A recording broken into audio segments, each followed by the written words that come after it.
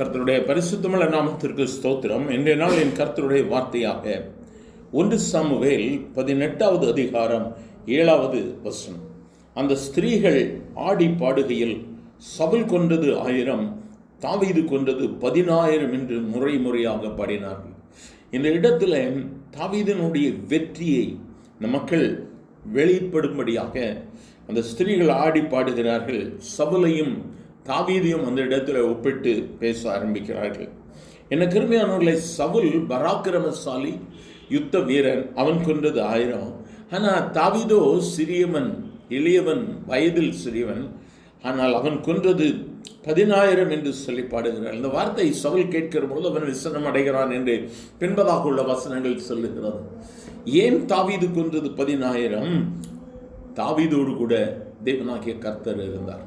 தாவீது அவனுடைய காரியத்தில் எல்லாம், செயல்படுகிற காரியங்கள் எல்லாம் வெற்றி உள்ளவனாக காணப்பட்டான். சவுல் தன்னுடைய வாழ்வில் முதலாவது ஆண்டவருக்கு இடம் கொடுத்தாலும் பின்னான நாட்களை பார்க்கும் பொழுது அவன் கர்த்தரை விட்டு விலகி போனான் என்று சொல்லி வேதம் சொல்லுகிறது. எனக்கு அருமையானவர்களே, நாம் கர்த்தருக்காக நிறைய காரியங்களை சாதிக்கலாம். நான் ஜெபிக்கிறேன், நான் ஊழியம் செய்கிறேன், நிறைய தான தர்மம் செய்கிறேன், எல்லாம் சரி. ஆனால் நம் கர்த்தரோடு கூட உள்ள உறவு எப்படியாக இருக்கிறது? நம் கர்த்தரோடு கூட இணைந்து நிற்க வேண்டியது அவசியமாக இருக்கிறது. நான் இன்றைக்கு என் ஆண்டவரோடு கூட இருக்கிறேன், இன்றைக்கு நான் உபவாசிக்கிறேன், ஜெபிக்கிறேன், நல்லதுதான். ஆனால் நாளைய தினமும் இந்த தொடர் காரியங்கள் கர்த்தருக்கு முன்பதாக உண்மையாக இருக்க வேண்டும். அனுதினமும் நான் என் ஆண்டவருக்கு முன்பதாக உண்மையாக இருக்கும் பொழுது கர்த்தர் நம்மையும் மேன்மைப்படுத்துவார். தூதர்கள் நம்மை குறித்தும் பிதாவினிடத்தில் பாடுவார்கள். நமக்கு பரலோக ராஜ்யத்தில் ஒரு பெரிய மேன்மை உண்டாயிருக்கும். அன்று சவுலை காட்டிலும் தாவீது உயர்த்தப்பட்டான். தாவீது தேவனால் தெரிந்தெடுக்கப்பட்ட மனிதன். தாவீது தேவனால் அபிஷேகிக்கப்பட்டவனாக, தேவனுடைய வல்லமையை பெற்றவனாக இஸ்ரவேலை அரசாண்டார். இந்த நாளிலும் அந்த வார்த்தைகளை கேட்கிற எனக்கு மிகவும் அருமையானவர்களே, கர்த்தர் தம்முடைய அபிஷேகத்தை நம்மேல் ஊற்றி இருக்கிறார். அவருடைய வல்லமையை தேவன் நமக்கு கொடுத்திருக்கிறார். இந்த வல்லமையை பெற்றிருக்கிற நாம் இன்னும் அவருக்காக சாதிக்க வேண்டிய காரியங்கள் அதிகம் இருக்கிறது. ரட்சிக்கப்படுவதற்கு முன்பதாக உலகத்தோடு கூட சாதித்தோம்.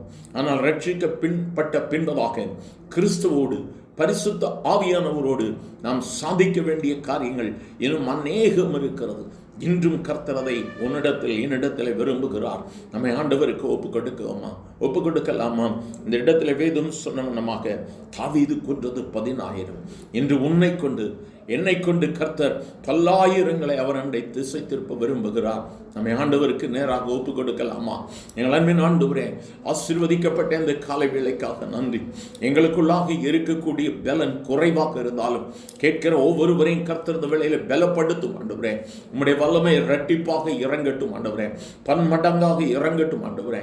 உம்மை குறித்த வார்த்தைகளை, ரட்சிப்பை இன்னும் தைரியமாய் அநேகருக்கு சொல்ல ஒவ்வொருவரையும் பலப்படுத்தும். ஆசீர்வதியும். இயேசுவின் நாமத்தில் பிதாவே, ஆமென், ஆமென்.